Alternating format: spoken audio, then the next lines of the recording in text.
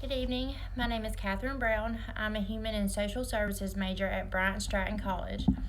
The following portfolio projects represent that I have met the following program and institutional outcomes.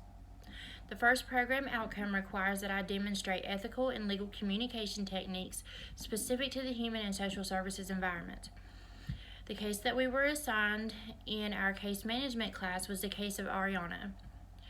I was presented with the story of Ariana. She is a 13-year-old female that lives with her grandmother, aunt, and younger siblings since she was 8 years old.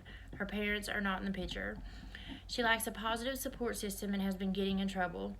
Throughout the portfolio project, I was given assignments to enhance the project. I had to complete a counseling intake form as well as a case note for DAP charting. I was also asked to provide resources for agencies in the community that have services that would benefit Ariana and her family. I also completed a PowerPoint presentation to highlight my findings.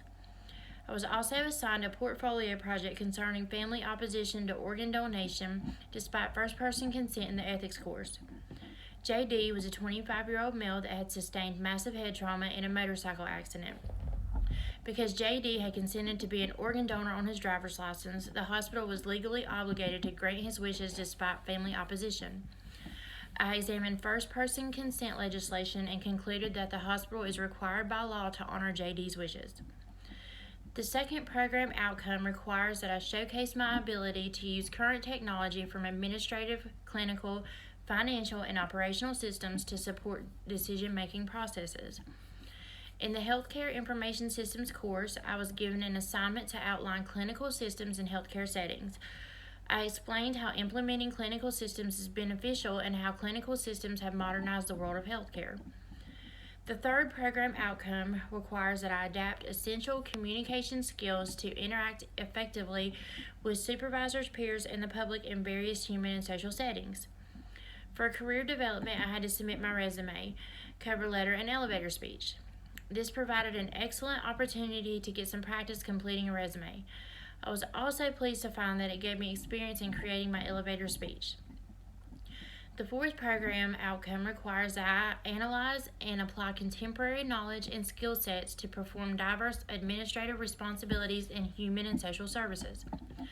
I found cultural competence in health services to be a very interesting class. I did not realize that it's extremely important to be culturally competent in any setting, especially a healthcare setting. The portfolio project required that we complete an evaluation report on a specific topic that was chosen from a list of topics. I chose to write about how socioeconomic status plays a role in the AIDS-HIV epidemic. I concluded that people with a lower socioeconomic status are more likely to contract AIDS or HIV, and ethnic minorities are most at risk. The fifth program outcome requires that I employ strategies for reflection on learning and practice in order to adjust learning processes for continual improvement. The Practices, Reasoning, and Thinking course, I received an assignment to examine a circumstance that I had to determine whether a certain situation was ethical. I chose felons' rights. I concluded that felons convicted of Class G drug felonies shouldn't be excluded from receiving government assistance in the state of North Carolina. I also pointed out that there should be certain criteria that a felon convicted of Class G drug felonies must meet before being approved for government assistance.